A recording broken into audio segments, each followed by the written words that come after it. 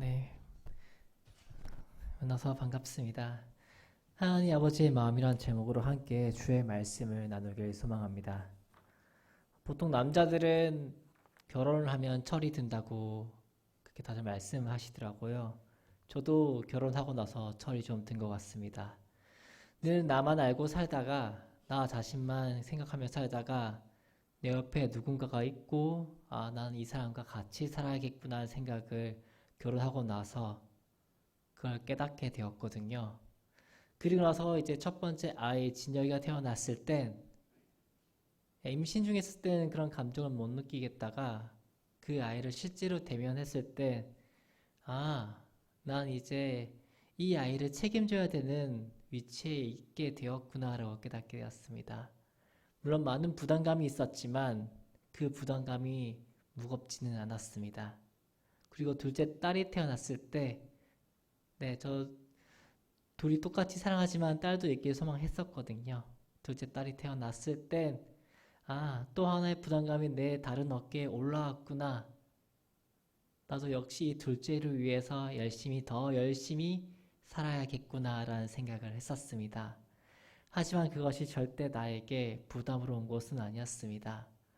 오히려 그것에 감사할 수 있었고 그것 때문에 내 자신을 좀 더 주님 곁으로 몰아가게 되는 계기도 되었었거든요.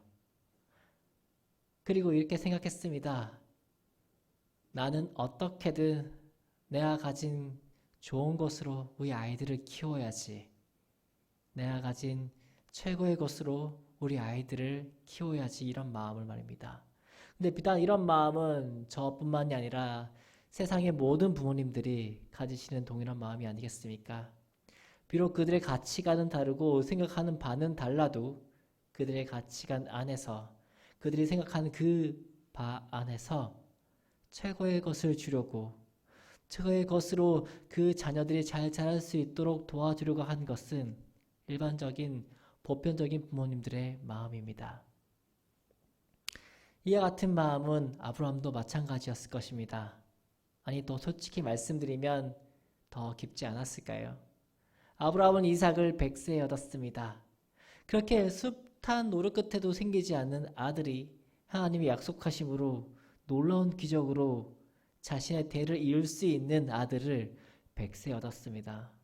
얼마나 귀엽고 사랑스럽고 그 마음의 위로와 평안이 생겼을까요? 나도 드디어 이제 내 후대를 이을 수 있는 자손이 생겼구나. 그 마음은 정말 말로 표현할 수가 없었을 것 같습니다. 정말 그야말로 아브라함은 그 아들 이삭을 애지중지하며 키우지 않았을까요? 그런 상황 가운데 오늘의 말씀은 이렇습니다. 하나님이 어느 날 아브라함을 부르셔서 하시는 말씀이 네 아들 이삭을 내게 바치라 라는 거였습니다. 얼마나 놀랍고 청청병력 같은 이야기일까요? 사실 모리아 산으로 간다는 그 3일 길의 말씀이 그 이후에 나오는데 사실 이때 아브라함의 심정은 나와 있지 않습니다. 그냥 간다고만 나와 있습니다. 전 이 말씀을 묵상하면서 이 아브라함의 마음에 얼마나 참담함이 가득했을까라는 그런 생각이 들었습니다. 아니,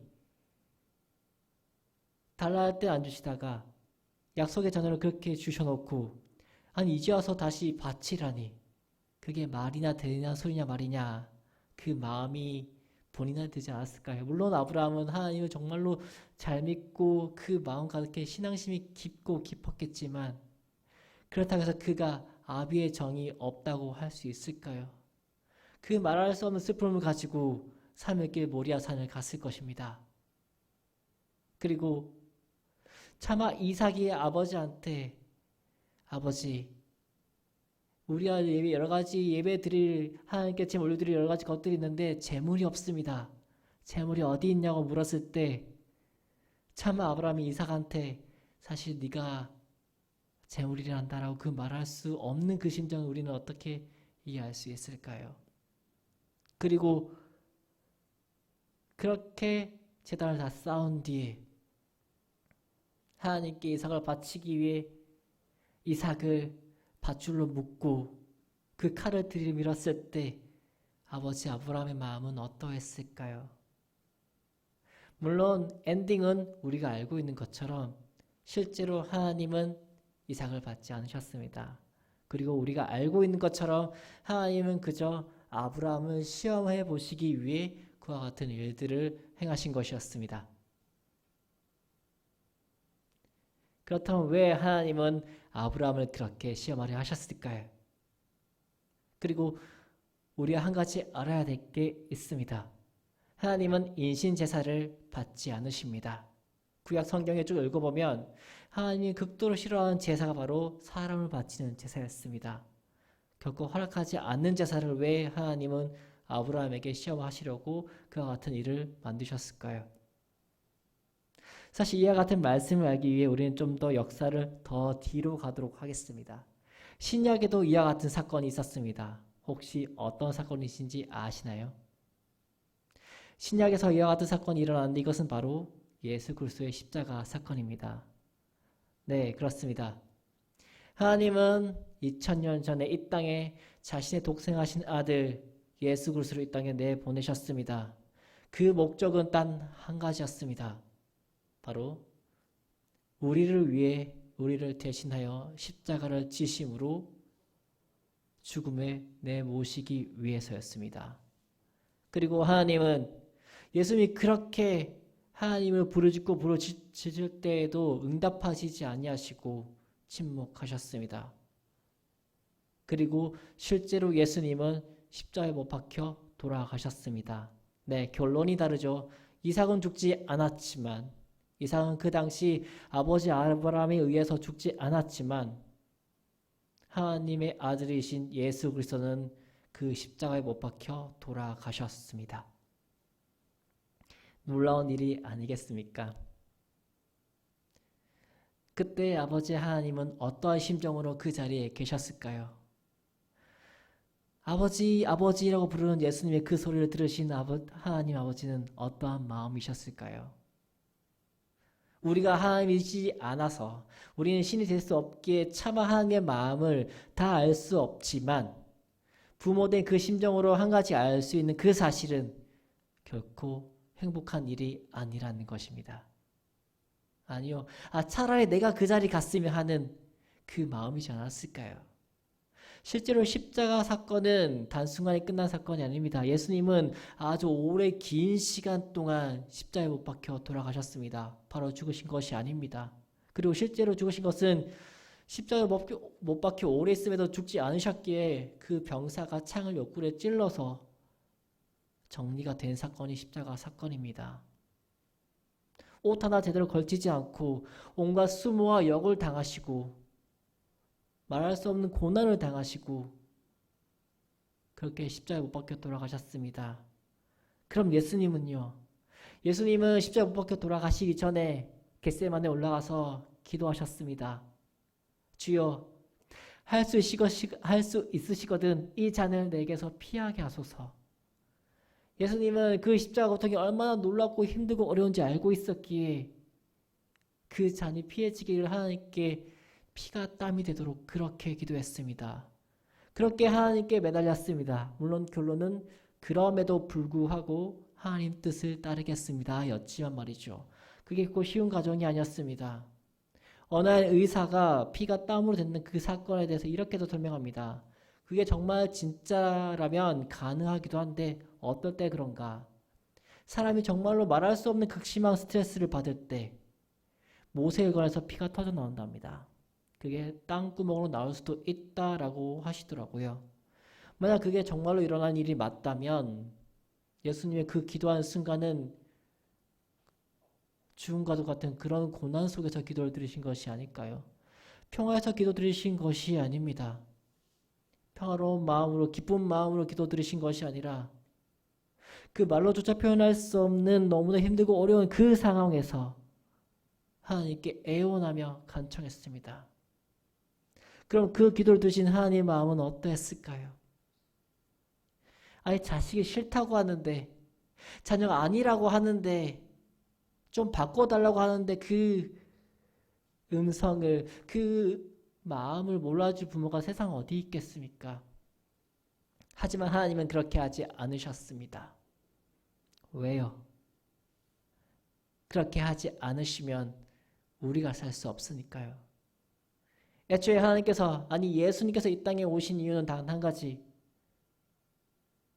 인류의 역사, 아담의 타락 이후로부터 율법을 줘도 온갖 많은 선지자를 통해서 주의 말씀을 전해도 고쳐지지 않는 인간들의 죄, 그 어리석음들을 마지막 수단으로 해결하시기 위해서요. 처음부터 예수님 보내신 게 아닙니다. 율법을 주셨고요. 선지자들을 주셨습니다. 때론 고치시기에 많은 고난도 주셨습니다. 하지만 사람들은 바뀌지 않았습니다. 그래서 하나님의 마지막 그 결단이 바로 자신의 독생하신 그 아들 예수 그리스도를 이 땅에 보내신 것이었습니다. 그로 말미암아 모든 인류의 죄를 대신 그가 감당하시도록 허락하신 것이었습니다. 그리고 누구든지 그 일을 믿으면 구원을 얻을 수 있는 일을 만드시기 위함이셨습니다. 그럼 왜 예수님 없이 구원을 못 이루셨을까요? 그럼 우리가 그 구원을 받지 않을 테니까요. 사람의 마음은 완악하고 어리석기에 쉽게 받은 건 가볍게 여깁니다. 우리에게 주어진 구원은 결코 쉬운 게 아님을 오늘 이 말씀을 통해 알려주신 것입니다. 우리가 구원을 얻기 위해 무엇이 희생되었나? 우리가 천국 가기 위해서 무엇이 희생되었나? 그것은 바로 예수 그리스도의 생명이었습니다. 그리고 2주가 지나면 이제 그 예수님께서 이 땅에 오시는 것을 기념하는 날입니다. 우리는 정말 기쁘고 감사합니다. 그렇죠? 왜 그렇습니까? 우리가 참된 자유와 참된 회복의 역사를 기념하는 그 시작의 사건이 성탄절이기 때문에 그렇습니다. 우리가 언제 구원의 일을 확신할 수 있습니까? 예수님이 이 땅에 오셨음을 알았을 때 그때부터가 아니겠습니까? 그렇다면 하나님의 입장에서 이 날은 어떤 날일까요? 하나님의 입장에서 이 날은 부모된 입장으로 봤을 때 마음 아프고 어려운 날이 아닐까요? 드디어 그렇게 자신이 결단한 그것을 실천한 날이 바로 성탄절이니까요. 이 땅에 오신 예수님은 왕으로서 세워 존귀받음이 마땅하시지만 그 궁극적인 목적은 십자가 사건이었으니까요.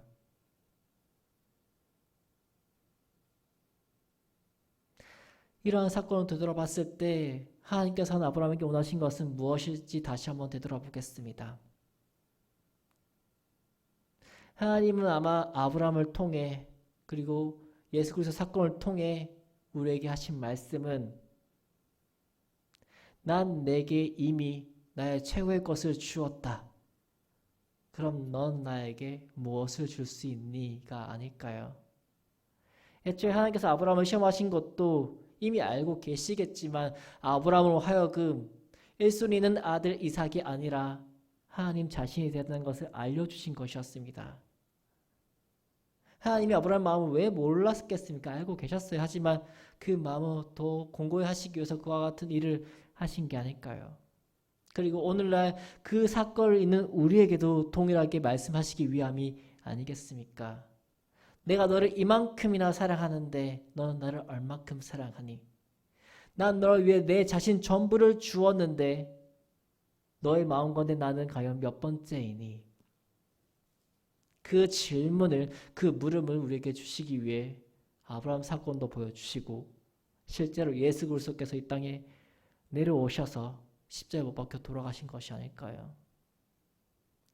왜 그렇습니까?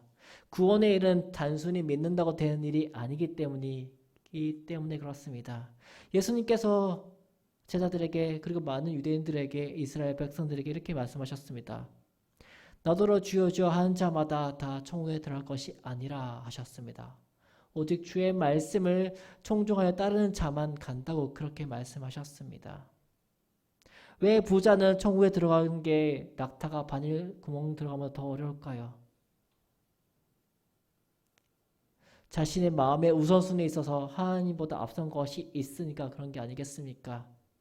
하나님과 바꾸려 할 때 그 위에 있는 것이 너무 아까워 그것을 버리기 힘드니까 예수님께서 그 마음을 이미 아시고 그렇게 말씀하신 것이 아닐까요? 선택은 누구의 몫이 아니라 바로 우리의 몫입니다. 내 옆에 있는 사람한테 너 우선순위 바꿔라 할 게 아니라 이제는 우리 자신을 돌아봐야 되는 것입니다.